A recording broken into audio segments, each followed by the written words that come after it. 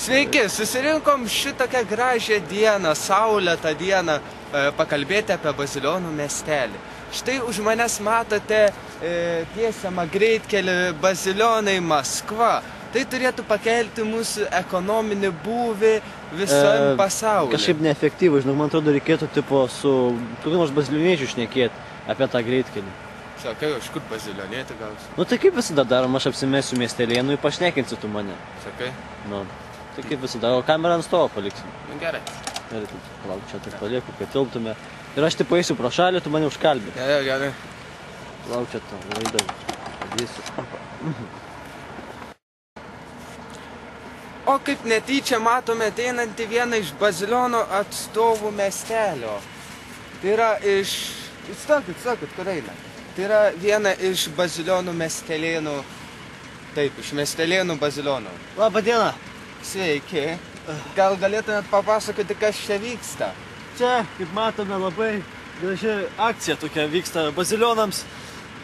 Valstybė parėmė, davė pinigų, kad padarytume greitkelį iš Bazilionų į Maskvą. Kas tikrai atneš naujas ekonominės galimybės mums daryti verslą į Maskvą, nes visiems reikia į Maskvą.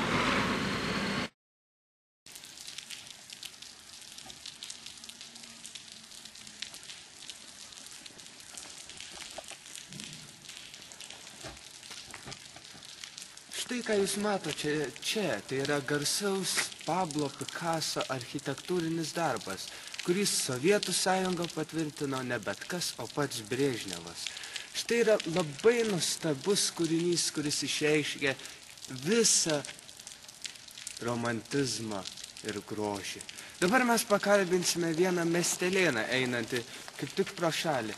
Atsiprašau, galite papasakoti šito gražaus ir nuostabaus pastato istoriją?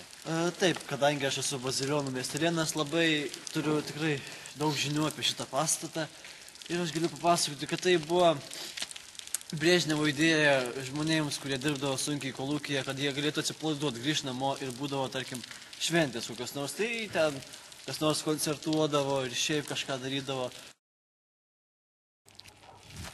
Sveiki, už manęs jūs matote Bazilionų vidurinę mokyklą, kuri garsėja ne tik vaikų skaičiumi, bet ir grūdų malimo mašinomis.